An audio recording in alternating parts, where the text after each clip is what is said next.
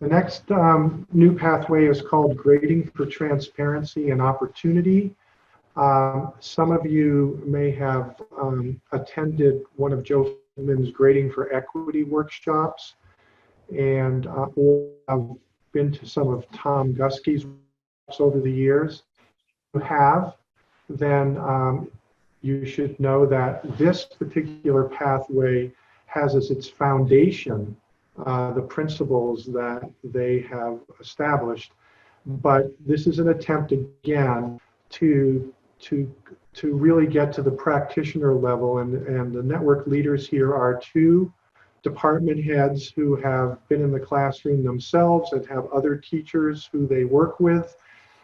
So they are giving you sort of an on-the-ground look at what happens with our traditional grading systems and how they can be improved so that they're more equitable and provide more transparency to students, parents, and to colleagues.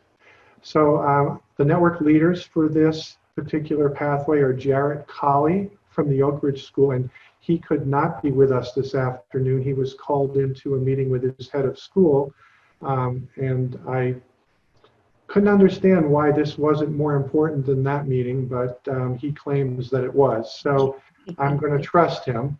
And we do have with us Nick Dressler from DeSmet Jesuit High School in St. Louis, Missouri. So welcome, Nick. Hello. Joel, do you mind if I share my screen? Not at all.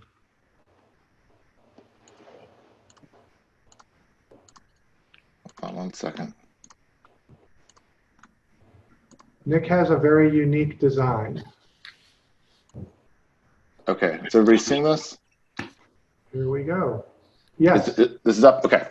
All right, so as Joel mentioned, myself and Jared have been working here largely because neither of us are very traditional people in any facet of our life, and that comes into classroom teaching and grading as well. But we both operate in departments and in larger schools that, at least in their grading practices, are extremely traditional, alphanumeric, 0 to 100, which really means 60 to 100, A through F, and you know, all of the flaws that come with that. And so we have subtly, like, one of the ways we met was by kind of hijacking. We had both been kind of hijacking our school system, working within the school system, but also employing measures to give the students and the families more information and a more equitable mark, essentially, than they would have gotten under a more traditional system.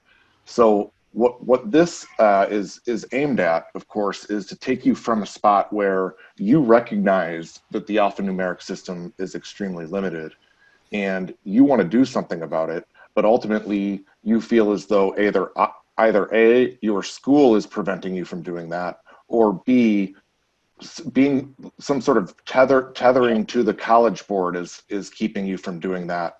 Or even another option where you just don't believe any other grade will be extrinsically motivating enough to get your students to understand what is necessary for the AP. Or, you know, I've heard that argument. None of those things are true. And what we are looking to do in ours is to take you from a spot of concern, but anxiety, to one of familiarity, and then eventually through levels 1, 2, and 3 to some sort of planning, evaluation, and action where you become an agent at your school of equitable grading, however that takes place. And then if we can create a groundswell, enough teachers that want to do this and enough kids that like it better, we can change it from the bottom up, as opposed to waiting for some college or headmaster to tell us that it's okay. I talk to my principal group all the time at my school, and I say, what about this type of grading? And they say the colleges don't want it. And I said, what if we pulled every single family in the school and they all said that they wanted it? And they said, well, then we would change it. So it's like, you know, they ultimately, those are the paying customers. And at an independent school, we all, that's what we're doing. I mean, that is who we are serving, the people that are paying more to go to our schools than they would to go to a free public school. So we need to give them more. One other thing before I get into it, and I do have my timer set, Joel, don't worry.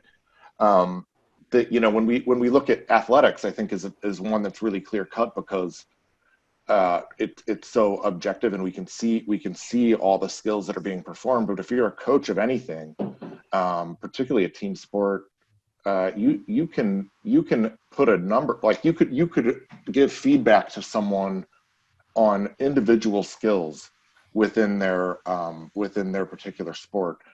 Just take basketball, for instance. If someone came to me, I used to coach basketball. If someone came to me and said, hey, what could I do to be better? I could literally say, you could learn to dribble with your left hand better, or you need to be a better outside shooter, or on defense, you need to do this, that, or the other. But in class, a lot of times, particularly I teach English, like I'll hear a lot of teachers say, you need to do the reading, or you need to take better quizzes. You know, I'll help you with those. If you need help, you just need to come see me. What are we telling them that they need to like, what skills are we telling them that they need to perform better? And so this is to really take the grading away from this kind of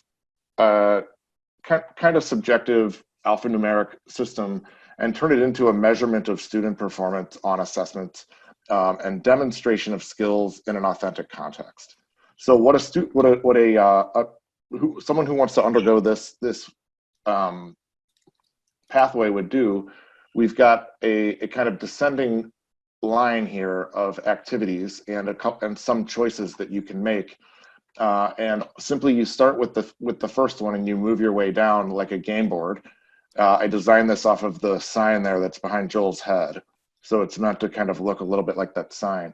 And so what you get here is the initial requirement, and so this is what you're kind of building toward. And then as you go to these different activities, there are videos and readings that you can do, and then in some cases where they're duplicates, choices that you can make, and then eventually questions that you answer that show some sort of movement, some sort of familiarity. This is really just the front loading section of the course at this point, becoming familiar with different types of grading systems and becoming familiar with the ways that some very innovative teachers are doing it in some very traditional contexts. For people that are super interested, there's a digging deeper section over here where teachers can look at even more things. So what we have here is milestone 1. We have designed 4 milestones in this. So there's 1, and then milestone 2, of course, would look quite similar. A few more choices to make, of course, as you get a little more familiar with going on, and then some more dig deeper ideas here. But ultimately, you're following this pathway just like a game board. And I think the one other thing is that as you complete one, there is this sense of actually traveling, and you can see where you were versus where you are now. And that sort of, at least with my students, I use a similar idea, and it creates a real sense of accomplishment as you're moving forward and seeing physically where you were versus physically where you are now.